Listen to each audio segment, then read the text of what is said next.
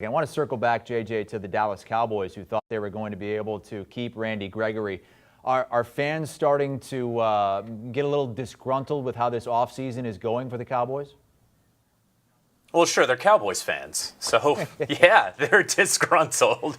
I mean, jokes aside, listen, you lose Amari Cooper, or rather you allow him to be traded for peanuts. I mean, you look at what Christian Kirk just signed on the open market, and you get a fifth-round pick back for Amari Cooper. You lose Cedric Wilson to the Miami Dolphins for a very nice deal for Cedric Wilson. You have Michael Gallup that you re-signed, but of course he's coming off that injury and rehabbing. You have Ezekiel Elliott and the $18 million cap hit that he brings, and we saw how he ended his season. You look at the offensive line, they're probably going to allow Al Collins to seek a trade or get released. Connor Williams, of course, who struggled a little bit last year, is now on his way out the door. And so you are able to retain DeMarcus Lawrence, but yes, you lose Randy Gregory because of whatever reason or reasons that you were trying to sort of sneak through there. So if there's a light somewhere, maybe it's that, hey, free agency isn't over. We're probably in that second wave now of free agency.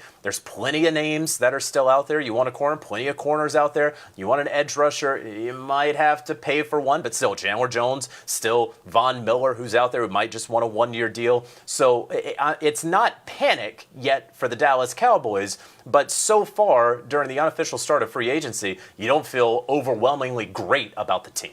We're in the second wave of free agency now, right? The big money contracts and deals are pretty much done outside of seeing some action in trades.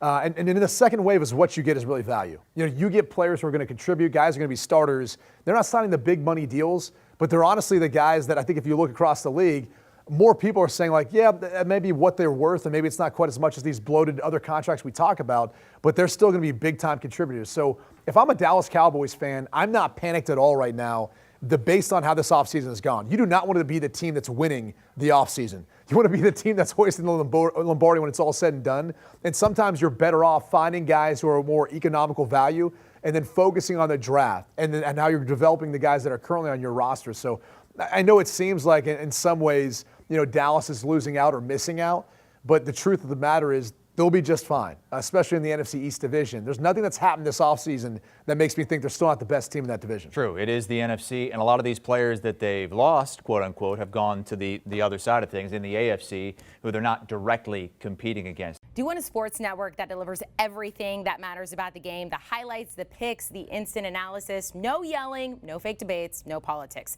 Hit the subscribe button and never miss a moment.